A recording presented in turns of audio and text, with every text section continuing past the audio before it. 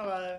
I didn't do one here of these last week. To be honest, I didn't feel like it. It was Remembrance Sunday last week, and it's a very good Remembrance Sunday actually. All went peaceful. There was no far right um, violence against the police, as the nasty Britain-hating left-wing media claim. A small altercation between three patriots and the police. Once the police explained what they were doing, it all went calm. So the left wing, balmy, ridiculous scum media decided to edit the clip to claim that everybody there was far right and there was a bloody great riot, which there wasn't. Then, obviously, the reporting on the pro-Hamas, Palestine, whatever, thingy was somewhat different. They didn't actually report on them covering our war monuments with Palestinian flags, did they? Which is incredibly disrespectful, and obviously was done to actually wind us up and show what kind of contempt they have for this country and our parents and grandparents who were willing to lay down their lives for it, and those who did. Uh, but that's the left wing media. This, I guess, who are very delighted at the sacking of Suella Braverman.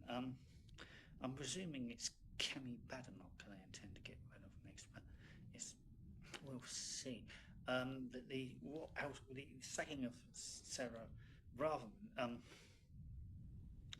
has actually shown something. See, a couple of years ago, a C of E clergyman was reported by the Church of England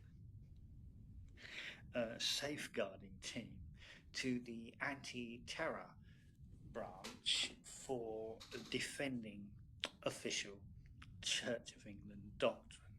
So basically, the Church of England consider their doctrine and therefore themselves to be a threat to national security. Because, but then, well, it's the official doctrine. They officially have doctrine. They officially have beliefs, but the CFE in reality doesn't actually have any doctrine and doesn't actually believe in anything.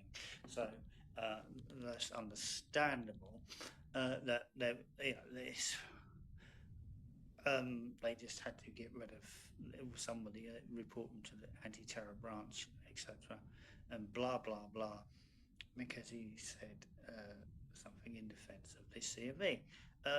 Last week, we had the Roman Catholic Bishop of Tyler, Texas, sacked by the Pope for standing up for Roman Catholic doctrine and beliefs. Basically, the leader of the Roman Catholic Church has sacked someone with being a Roman Catholic as they turned on a C of E clergy for being C of E. And also this week, the Conservative Prime Minister has sacked a Conservative Cabinet Minister for being a Conservative and speaking up for conservatism, our conservative values and beliefs, and what is right for this country. All very confusing, isn't it?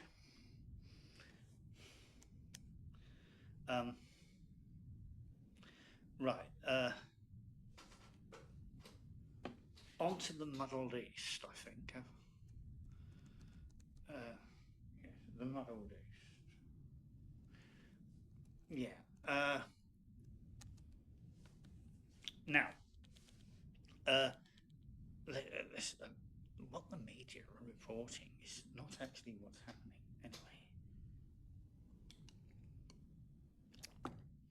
anyway. There has been an increase in attacks by settlers on Palestinians and their villages in the West Bank. since what's happened in Gaza. I mean, it had been increasing before the attack, but it's actually it's gone full. It's full overboard now. They are attacking Palestinians. Sometimes they have the IDF with them. Sometimes the IDF are just on standby in case the settlers decide to defend themselves against these rather vicious, ideologically deranged bullies. You may be wondering why our anti-Israel left-wing media is not reporting this. Well, I'm quite happy to explain why. Normal Israelis are going to the West Bank to defend the settlers. And it's actually normal Israelis that are actually reporting what's going on. And they are actually in the West Bank defending the villages, the Palestinians, against the illegal, ideologically deranged settlers who are the base of the extremist Netanyahu, without which he wouldn't get in. They get to vote in Israeli elections. The Palestinians who live in the West Bank don't, because it's an apartheid election. There's settler-only roads as well. Yes, there is apartheid in the West Bank. There is not apartheid against Arabs through the whole of Israel, though the nation-state law is problematic. They have equal rights, and basically there are many Arab Israelis who have fought who fight in the IDF. So I don't know. There's that. Then what's happening in Gaza? Hamas are claiming that they were not using the Al Sharif hospital as a base. Shall we say they were being economic with the truth? You see, they weren't actually using the hospital as a base. Their base was 20 foot underneath the hospital. Israel would hit an entrance to a tunnel nearby, and then you've hit a hospital. I mean, if they'd have gone to hit the actual base, blast-proof doors, the works, 20 foot under, right, the hospital, there wouldn't be anything left of the hospital. There wouldn't be much left of any buildings around it. There'd just be a bloody great crater, because you're going to need a lot of explosive to actually hit something that far under the ground. So obviously they've got into the hospital, and they've been under the hospital, and we can see it all. Owen Jones is thinking it's all terrible, but then he's an idiot. As always. So they have. So some are saying that Israel hasn't a right to defend itself as the occupying power.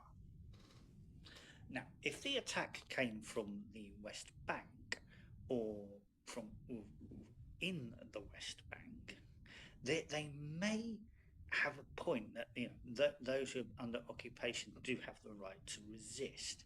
The problem there is, on October the 6th, or whenever, November the 6th, right? I want to know. It's all getting hazy.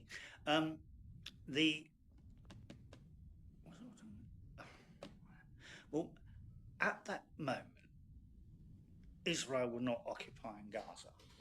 So Israel were not the occupying power. They were attacked from Gaza. Therefore, under international law, they have a right to defend themselves. Can all these people explain why the Egyptians are leaving the borders shut so often and not letting Palestinians escape? Answers, well, we know why. So I think that's that covered.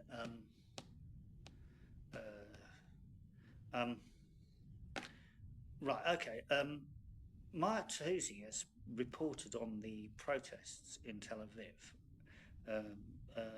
by families of those being kidnapped, and he spoke to the families of those who have been kidnapped. kudos to him. The BBC or anybody like that won't go there because, well, anything to make not have Israelis be in a good light. It's so obvious. Um, so,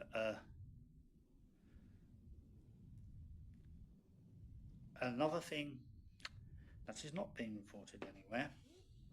Well, it is being reported because I've managed to get hold of it. You have to really stick around.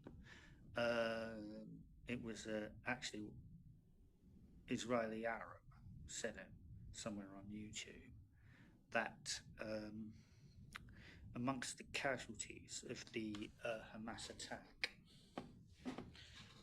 were Israeli Arabs. They killed, raped, and took prisoner Israeli Arabs as well. Now, basically, how the those supporting Hamas in Palestine can justify it, can actually claim that they are for Palestine, while Palestinians while supporting people who butcher them, well, that would be quite a story. But these are the times we live in.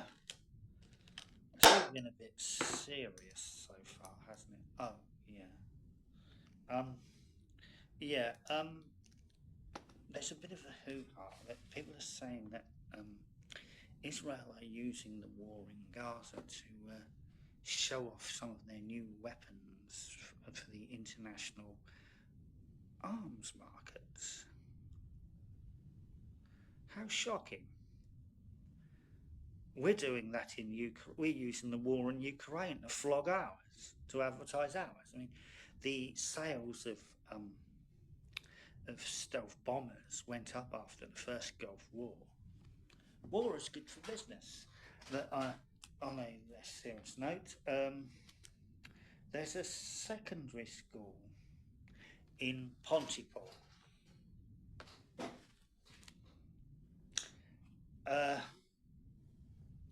It has been forced to deny rumours. It has been forced to deny rumours that it is providing litter trays for children who identify as cats. It's been forced to deny the rumour.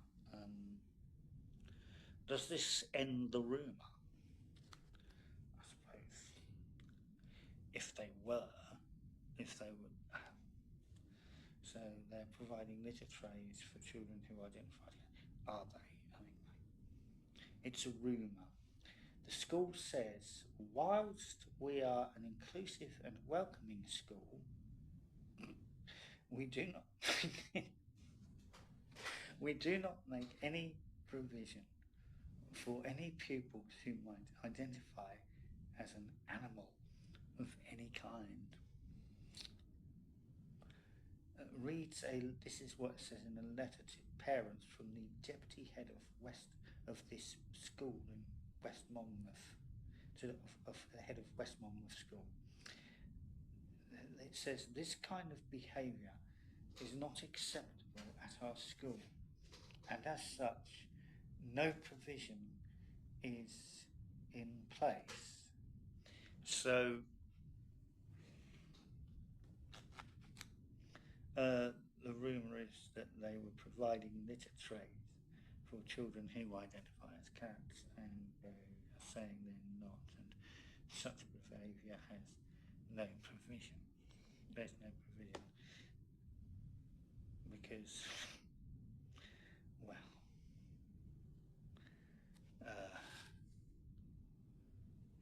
perfect thing to end on. Shalom, salam, Pax Christi.